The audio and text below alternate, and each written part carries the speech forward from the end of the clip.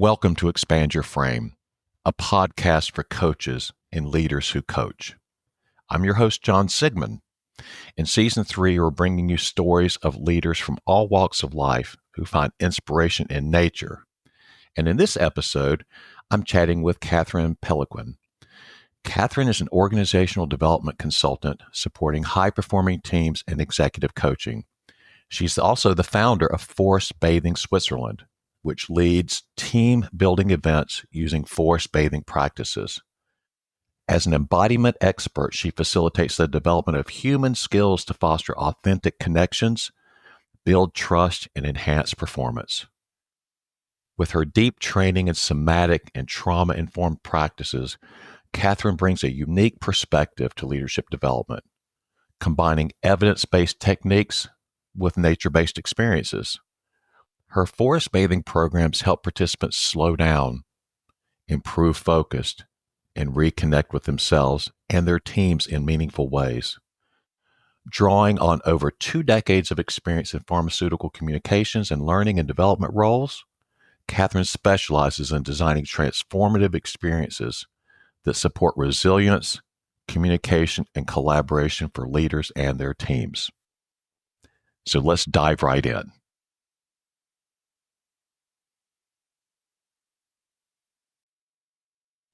So, Catherine, welcome to the show.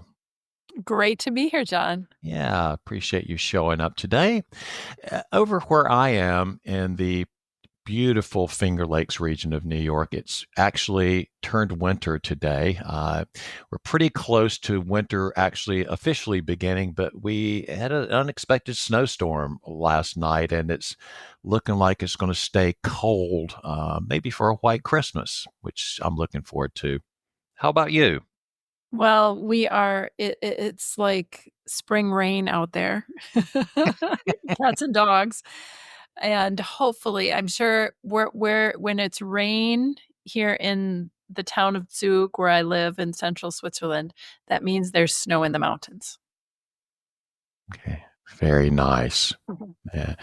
Well, let's launch in a little bit. I'm really interested in, where you are today in terms of what it is that you're working on lately in your professional career. So maybe just a little bit about what you're working on or even what you're working toward these days.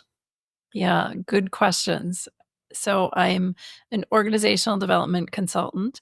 So right now I'm supporting high performing teams or organizations as a consultant with learning and development program design and delivery, and also executive coaching.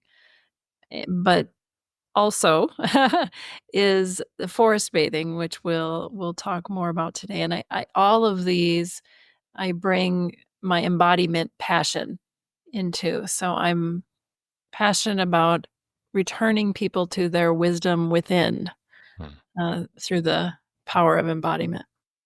Yeah. Yeah, very nice. So I want to dive right in here. I've got, so when you think about forest bathing and nature therapy, what's the relationship there between that and this embodiment coaching that you do with your clients? Yeah. So for me, nature or forest bathing and nature therapy is, I like to say, outside in Mm. embodiment. There's top down, meaning, hey, let's do a body scan embodiment, or there's bottom up, meaning, how am I feeling in this moment? What sensations are arising? But from the outside in, I mean, people at the beginning of their embodiment journey might not even be aware of, how am I really feeling in this moment? And so nature is one way to begin that conversation. It is a way of feeling the wind on your face or on your hands, really recognizing when the sun hits you or even your clothes. Can you feel that difference in your body? Are your feet grounded to the earth, maybe like roots in a tree going into the earth? And it gives us a way to have language around becoming present. But it's more than just embodiment. It really is about that nature connection as well. Okay, really nice. Well, one of the founding principles that I operate under is this idea of transformation, love, and connection, and I'm fascinated by this connectedness with nature and the natural world. So I'm wondering if maybe for those who aren't quite as versed as you are, and I certainly am not, uh, could you just describe a little bit about what actually is forest bathing? And is there a difference between forest bathing and nature therapy, if you will? Yeah, good question. So I'm trained as an association of nature and forest therapy guides, based out of the US, but there's what, 700 of us or more, I think now globally. And the practice of forest bathing can be sitting in your backyard or coming and being guided by someone who's trained as a proper forest bathing event, anything from 90 minutes to 3 hours. And I also like to think of nature therapy as not only for groups and individuals, but a true way of, as a guide, we are trained in how to open the door so people experience nature in a new way, to allow nature to bring the gifts or the medicine that's needed for that person. So that's to me where nature therapy is more about building those skills and that understanding of how can I connect with nature, not only for my health and well-being, but also for guides in my life or whatever question it is that you have and how nature can support that. Hmm, very nice. When you when you approach a new client for a session, could you maybe walk us through a little bit about what that's like and what someone could expect with you as their guide on one of these ventures? Yeah, so I'll give you kind of a classic forest bathing, meaning the standard event that I do with individuals, groups, small groups. So we welcome them, and I'm giving usually a little history of the nature and the area that they're going to go to, even some safety tips so that they feel safe with me as their guide, but they also know that I'm credentialed. Because a lot of people say, "Oh, I go in forest bathe all the time," or "I know this." And then once they go on a proper forest bathing, they realize, "Oh, I'm not really forest bathing." Meaning nature is not or this is not about going and running through nature or, sitting I in nature with a book, okay? This is about nature being a partner. Mm, So, first of all, we're going to do something called, um, the pleasures of presence. So, what I mentioned earlier, these skills of being with nature with all of your senses. Your eyes seeing things for the first time, your smell, and even noticing how the smell will change as you turn your head. Really feeling your feet on the ground or your butt on the ground if you're sitting. Then we're going to slow you down a little bit through an invitation called Who or What is in Motion. Then I'm going to offer a series of maybe 3 to 4 to 5 different invitations. And in each of those, you're going to develop a new skill, meaning perhaps it might be how to really listen to your intuition of where you're being asked to go by nature because you're either curious about something, you want to explore something, but then there's also invitations about bring something back. And maybe there's something that is not a gift for you. Maybe your curiosity with this branch, this leaf, this pine cone. But when you bring it back to the group, someone else might see something in that you didn't see. So after each invitation, you'll traditionally come back and we'll share. about what we all saw. And to me, that's the magic of these experiences. So we're learning to nature is giving us something, but we're also giving something to the group that are all there for this event. I was smiling a little earlier when you were recounting the story about how people experience forest bathing with a guide who's certified, such as yourself. And it reminded me, if I could just very quickly, a number of years ago when I felt like I was meditating and I was sharing my experiences of meditation with a meditation teacher. One of the things he told me was, there's a big difference between meditation and daydreaming. And it kind of hurt my feelings a little bit at the time, but you're exactly correct. Oftentimes I think we have this idea that we're engaged in an activity, and actually a teacher or a guide can make a huge difference in what our experience is. Uh, Any story that you have along those lines that you'd like to share? The things that I will always remember was it was two brothers that one traveled in from the UK, the other traveled in from, I think, the Middle East. Switzerland was their united place, and they decided to do forest bathing together. But I ended up doing something. It was a game where we played, remembering a childhood memory. And to watch these two brothers go back to being kids playing in the forest was something that they sent me an email later that was a memorable moment for them. And it was another time when I asked the group to go have a conversation with the tree. I know that sounds crazy, but in the context of a forest bathing, it makes sense, especially after 2 hours outside together. And a man in his 60s came back crying, and he remembered how being with nature had meant so much to him as a child, and how much joy he had within nature. And he came back and shared how he hasn't been in nature like that. And it brought tears to his eyes just to reconnect. Or I remember a pensioner who she would regularly come to my events, and I asked her why, and she said, "'Cause nature always has something new to show me." And she said, I come home from your forest bathing, and the experience lasts with me for days," meaning the deep relaxation that usually will happen. So for each person, there's something different.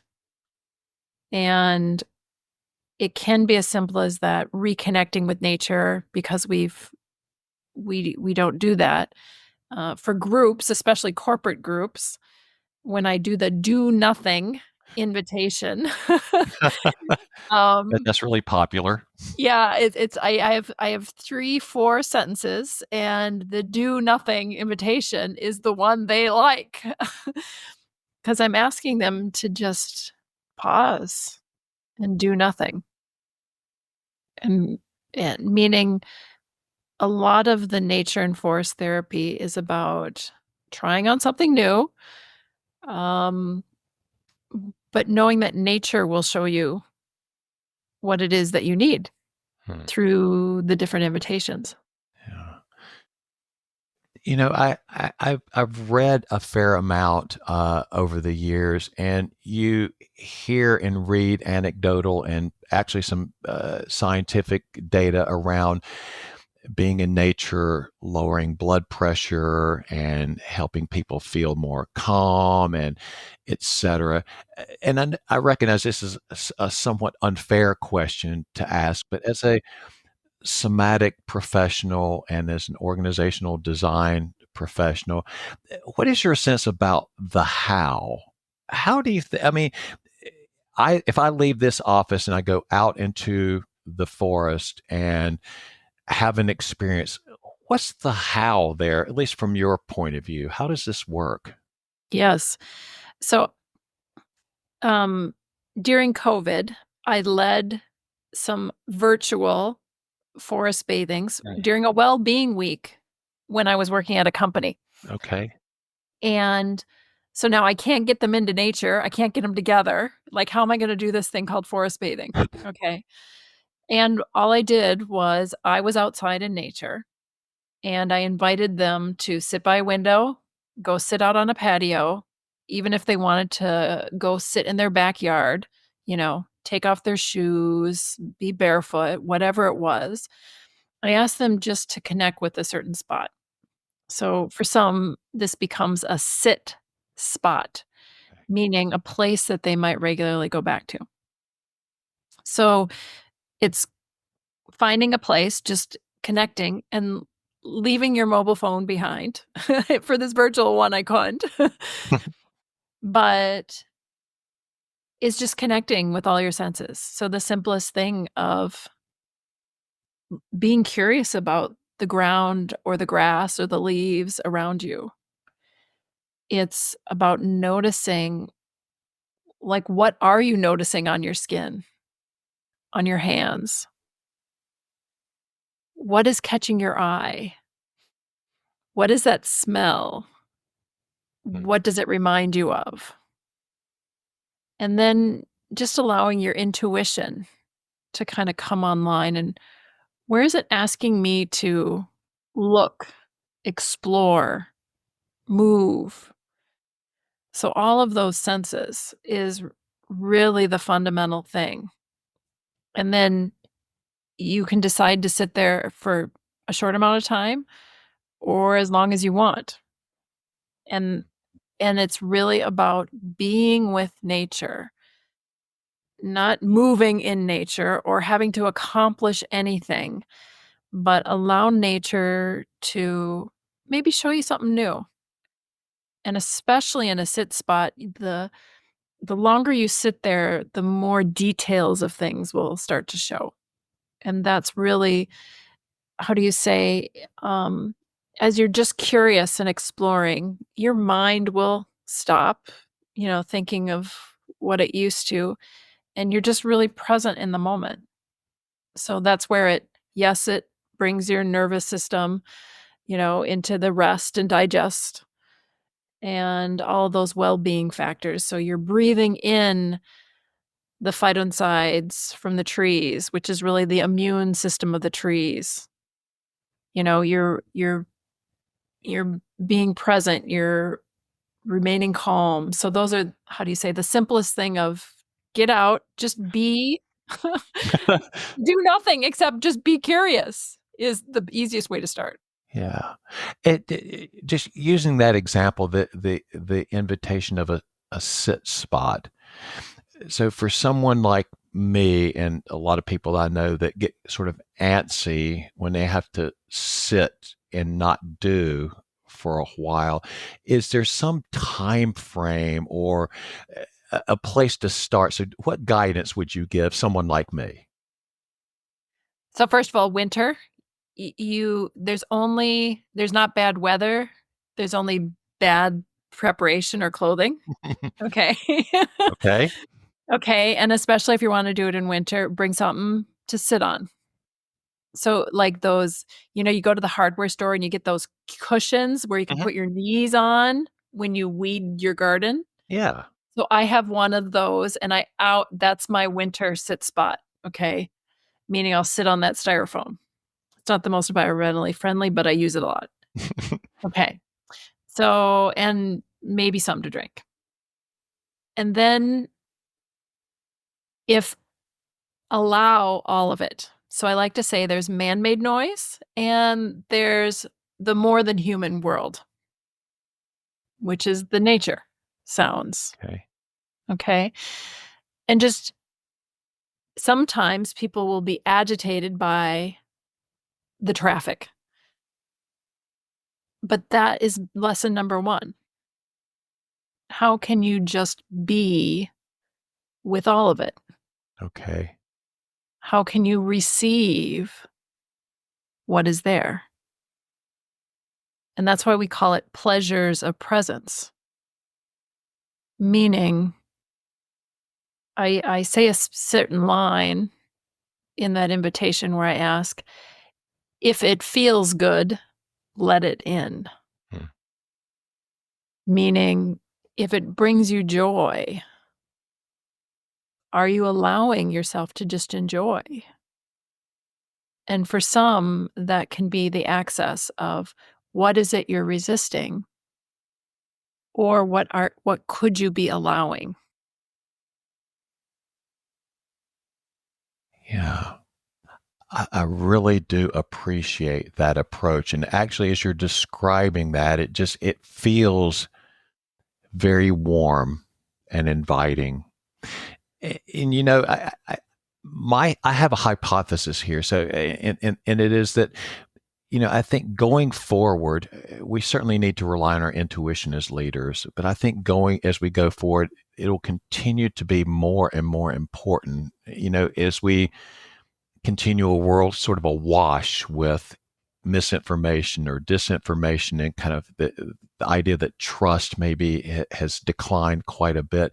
So relying on our intuition as leaders is going to be enormously important. And I'm sensing that forest therapy, forest bathing, nature therapy, or just being with nature is a way to exercise my natural intuitive capabilities. So I'm just wondering what your opinion is there. Completely agree. I believe it's the book Reinventing Organizations, I remember a paragraph because I sent it to a friend saying, "Oh my gosh, they're mentioning not forest bathing, but they're mentioning time in nature as being one of those practices. As the world is getting more complex, how do we make sense of it? And especially for those who are on a conscious leadership journey, we need to take that time to sit back Hmm. and to be with what is and to allow our brain to just naturally sort the data." Meaning, mindfulness meditation, yoga, embodiment practices are a way of sitting back. How am I feeling after a week of what I just went through? Hmm. What were the themes in that week? What are the things that I need to consider now moving ahead? What does my wiser self Hmm. ask of me now for this next week?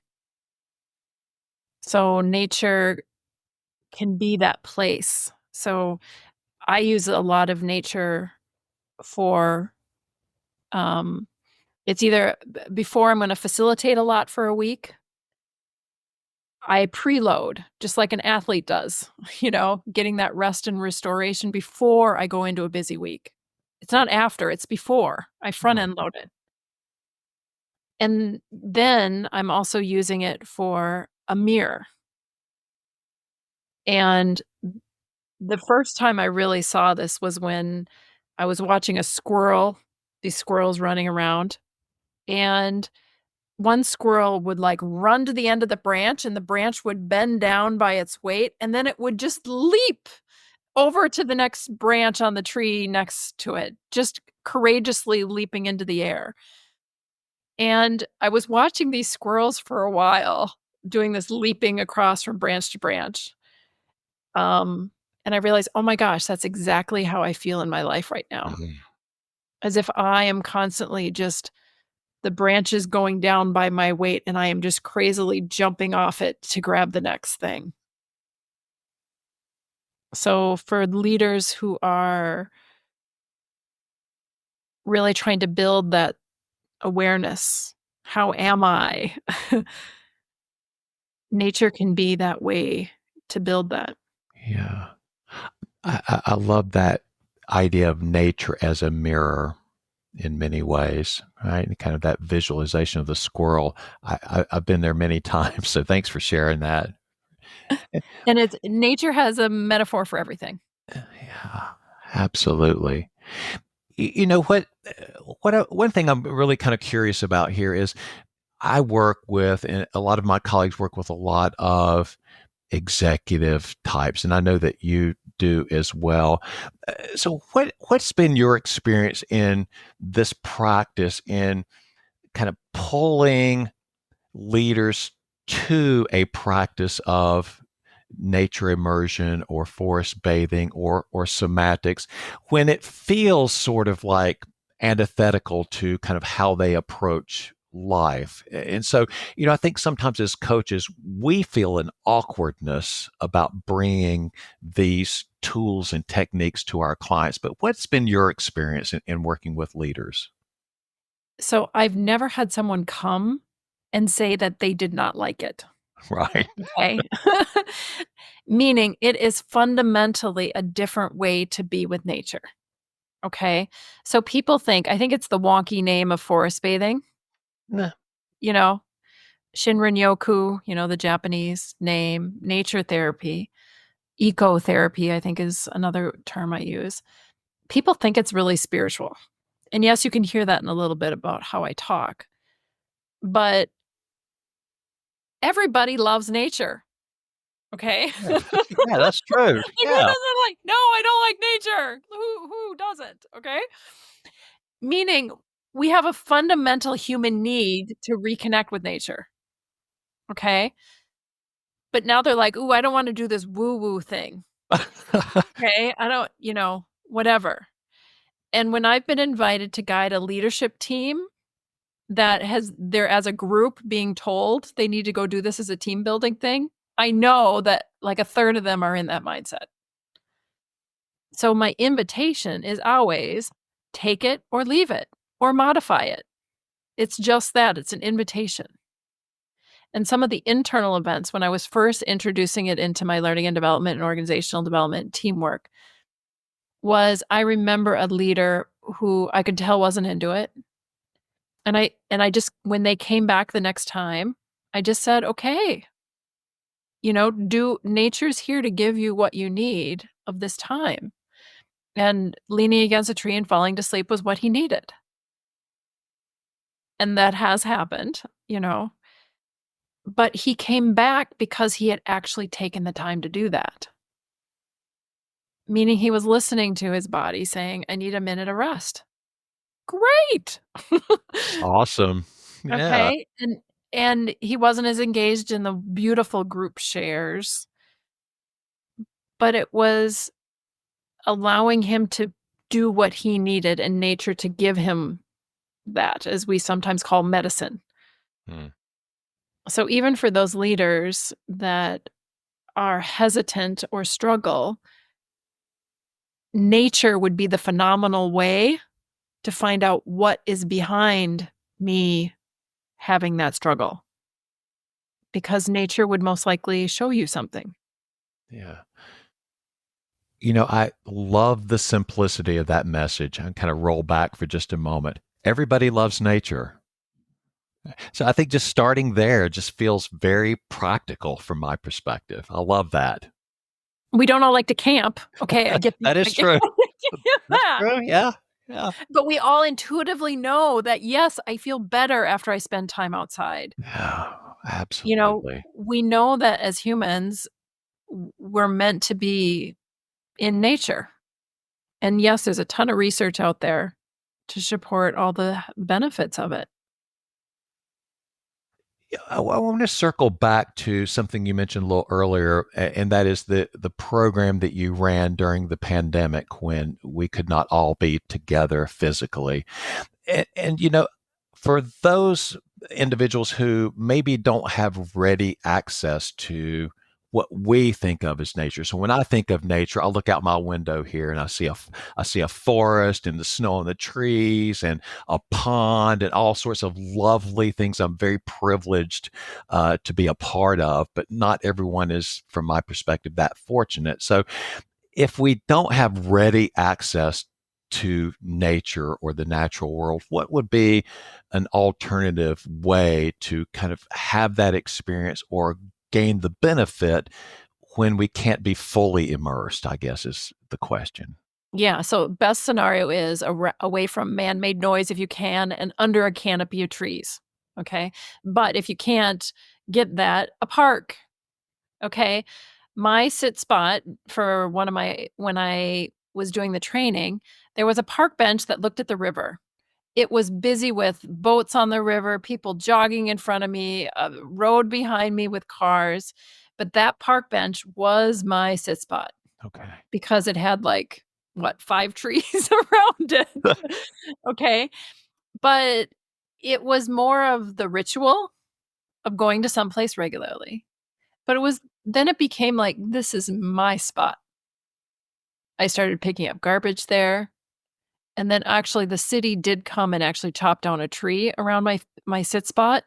And I remember how that touched me so much. Mm. Meaning just the routine and ritual of going to a park. Another thing I did during COVID was, redwood tr I actually got sick, and I went and I just sat underneath a, cherry blossom tree. Mhm. So I got sick before the lockdowns happened. And I literally instinctively, I took my feet out of my rubber shoes, I sat there with my back against the cherry tree, and I just looked up at those blossoms. Maybe it was 15, 20 minutes. I It was like it was the rebound that got me better. And then I remembered it was simply just putting my back against the tree that had felt so good. Mhm. And the next day, I went out and I purposely went to a place in town where there was a one redwood tree. Like, sometimes you can Google and you can find where a big redwood tree is, and that became my ritual then more during COVID. The other, like, say, city thing to do, and I've done several team buildings where they're in a hotel working, Mm. and all I got is a little square of a park in front of the hotel, and now I gotta lead them with traffic around all 4 corners, of the park.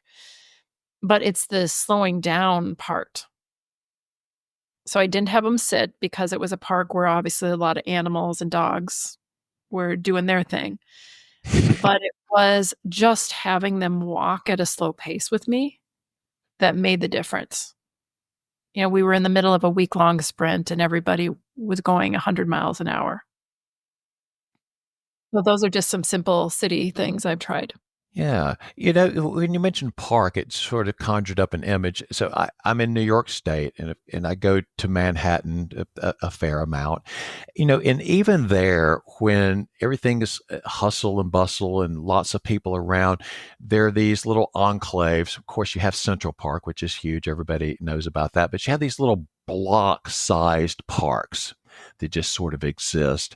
And if you can cut through one of those parks, it does give you the feeling of, even though there's all of this noise around, it does have, at least for me, a really calming effect. And even when I'm thinking about it now, it sort of brings me down just a little bit. So thank you for mentioning that, because I think that's really important for those folks who don't sort of live in the kind of environment that I do. Yeah, that's a great example, and I'm a person I travel, but I've pretty much the major cities, I've done them as a tourist, but now I go to the parks. Mm. So when I'm planning a trip, work or not, I usually Google, "What's the biggest park?" Or the closest to my hotel, and Yeah. I literally just go and I do forest bathing. And I've learned now to, bring a little blanket so that I can just sit there and look up at the trees. But, the way different countries take care of their parks says a lot about their culture, and so that's an interesting thing to play with as well. Yeah, indeed. What on that theme for just a moment, you are there in Switzerland. So just curious, what's your experience there with how they preserve their natural parks, resources, et cetera, versus other places where you've lived, like Minnesota? Well, being an American, now Swiss, the Americans is car everywhere. But my sister did actually just this morning, she sent me some beautiful pictures of, bald eagles, in Oh, the nice. Minneapolis, St. Paul area. So she was out doing her forest bathing. She's not as mobile right now, so I know it was from the window of her car, but I always acknowledge her that that's what she did. She got out in that way. And, um, Switzerland is I'm now in a smaller town where My regular sit spot is like a 3-minute journey away, and I'm to this big babbling brook that comes down a smaller mountain, behind my home, and, um, trees and a cows that are always there greeting me, and that's literally it goes from residential to cows very rapidly within minutes. So nature is a lot closer here, um, and, but I find myself that because nature is more integrated in my life, I have to still make sure that I take the time to go and do a forest bathing, because I know that if I think the research says if you do, I think it's 1 hour, that is enough of a nature upload for your week Wow. that the benefit should sustain. I think it's 1 hour. Um, and so even if I do a 20-minute, you know, kind of like filling your tank at the gas station, that's how I see forest bathing. If I go and do 20 minutes, that will stay with me for several days, and so I have to replenish the tank, Mm. so to say, and it's I have to consciously do that now because nature is more part of my environment, but I still want that full, loading of the tank, so to say. Yeah. So, you've given me a slightly different way of looking at this.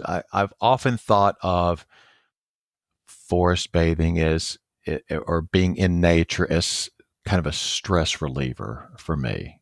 Uh, But now I'm starting to consider it more to your point earlier about this idea of front loading things. And I'm kind of curious, is there, and I'm a little bit of a mathematical sort of nerd here, but is there some ratio there that exists? So if you're trying to front load for a week-long retreat, let's say, right, is it Yeah. is it an hour? Is it 2 hours? Or I'm just curious if there's some formula that you found that works for you. Yeah, and I wish I could remember the exact data on this one because I am a big data freak, and my website, does have some of this data, but if memory serves me right, there's research, it's something about if you get 20 minutes 3 times a week, or is that just the exercise one? But there is a similar data for forest bathing. It's just like there is an exercise quotient, and for me, the benefit is, um my mind, clearly I'm going from sympathetic to parasympathetic nervous system, but it will last with me for several days. Yeah, that's the intriguing part, at least from my perspective. And we know that about meditative practices for the most part. There's a little data to support that, but this idea that there's a residual impact that comes after the activity is, to me, is fascinating. Yeah, and so I don't have a car here, so I commute by bus and train, and usually if the forest bathing brings me through a train station afterwards, I now even warn people, the smell in the train station will overwhelm you, meaning your senses and your smell ability is greatly heightened Mhm. after forest bathing. So it is I will come into the train station on my way home, and it's overpowering the popcorn, the sushi place, the coffee, the grocery store, the flower shop, all that stuff in the train station. You they all come and really hit you. So but then the other part is just I purposely when I do a public event, I'll do it on a Sunday afternoon from 1 to 4 o'clock. Um, at least here in Switzerland, no shops are open on Sundays except, the grocery store and the train station, so it allows you to set your week up right, meaning I'm coming back restored, with my mind quiet, with my body in a good rest, feeling, and instead of like what do they call it? The Sunday fears or the Sunday worries about what the Monday holds. And that's why more of a nature practice on Sunday can help you start that week well. Very nice. You know, so even when it sounds like even when you're leading a group, you still get the benefit from it as well, which to me is fascinating, right? I mean, because and in the other parts of your work where you lead programs and facilitate events, etc. It doesn't quite feel that way. It does feel kind of like work, of course, but it sounds like that you're getting the benefit as well as the leader of these invitations. You have great listening, John, because that is exactly why I lead them. Awesome. There is nothing in my life that brings me more joy. Um, or I should say it's up there. Meaning Okay. meaning, I know that when I'm leading forest bathing, it's the thing that brings me most alive in me, who I am authentically, but I always get so much from the group. And so I lead so that I can get out there in nature and, share my gifts, but it's much more fun to do it with other people. And so it's my way of if I know I have I know it sounds crazy. If I know I got a busy week ahead, Sunday, I'm doing a public event as my preload. And I know that even if it's a small group, 2 to 3 people, I still know that I'm getting the right setting for my week ahead. How lovely. Mhm. So I want to just chat with you just briefly if others who are listening to this would like to go down the path of becoming certified in this work, could you just describe a little bit to us about what the process, what did you go through to get to where you are today? I guess is the question. Yeah, so I again trained through the Association of Forest and Nature Therapy Guides. Um, and I was still in the groups that we were trained live. So the group I chose was in Costa Rica because it was an environment I had never been in, Mm, the tropics nice. of the rainforest and of Costa Rica. And um, it was a week-long immersion and then smaller groups where we followed up. We were given homework of sketching nature. I was given of collecting things, of creating a web of there was a web of interconnection that I remember being incredibly powerful. So was things that deepened my connection with nature. I'd always thought I was somebody who like, "Oh, nature's my thing," you know? I'm a green thought, I love nature. But this training completely brought me to a whole new level. And that's where I say if you are guided by somebody trained, you will you'll benefit greatly to take away some of these skills of like how do I make nature as a partner? How do I get it to listen to my intuition? Y- Um, how do I and it's not really about doing, but how do I just be Mm, with nature in a way that many of us have forgotten? indeed. So, what's next for you? When is your next live event? Well, I was hoping to put an awe walk out there for the new year, meaning what a more powerful way to start your new year than to be in awe Mm, and to be in awe of nature. So thanks for that question, John. yeah. So, how can, and I'm going to put some information in the show notes for our listeners. But in the meantime, how would people get in touch with you if they wanted to connect with you to learn more or to perhaps sign up for one of your events? Yeah, so there's several of us in Switzerland who have formed the Forest Bathing Switzerland. Not a complicated name.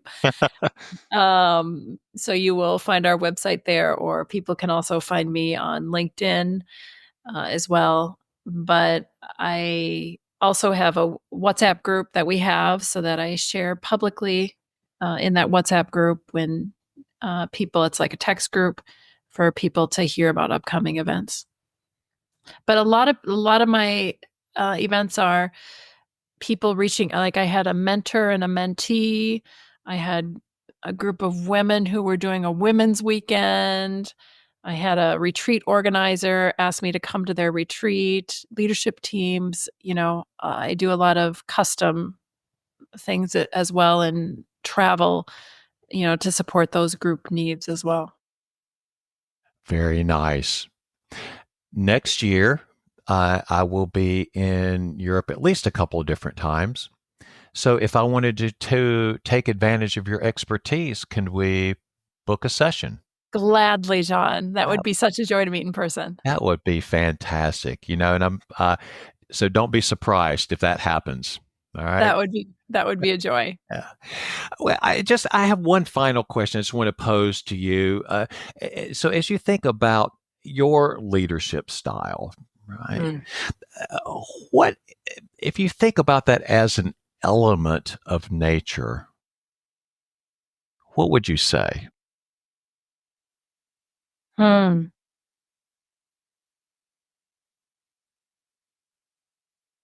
The two thoughts come. N- Nature has showed me to wait Hmm. and be patient. And the other part of I always there's always um when I go out and want to connect with something, I usually find that the tree I'm attracted to is always different every time, meaning the fallen tree, Hmm. the biggest tree, the baby tree. And I think that shows me a little bit sometimes about, um, n not just a need for diversity, but a real comfort in diversity, and Hmm. especially as an expat, meaning really making sure that it's a safe place for anyone to just come up and show up as they are. So I think those are the 2 things that nature repeatedly seems to show me on some of the values I have as a leader. Uh, Thank you for sharing that. And thanks for joining me and sharing your wisdom and engaging in this conversation. Thank you very much. Thank you. I'm really curious to hear from folks who listen to this and maybe try it out, or what you hear from listeners today. You know, the goal is listen and now go get outside. All right. I hear you. Well, let's all agree to do that today, shall we? Yes. All right. Thanks for joining me, Catherine. Thanks, John. All right. Morning. Thank you for joining me today. I so appreciate Catherine's perspective, and particularly where she shared her practical tips for how to integrate nature into daily life and really the benefits of front loading these restorative practices and the impact of viewing nature as a partner in our personal and professional growth. And I know a few times during the podcast, she mentioned ideas that, quote unquote, maybe sounded a little crazy. And the reality is that what's really crazy is that these practices work. So, my encouragement to you is to get outdoors and see what nature has to offer. Thanks for joining us for this great episode.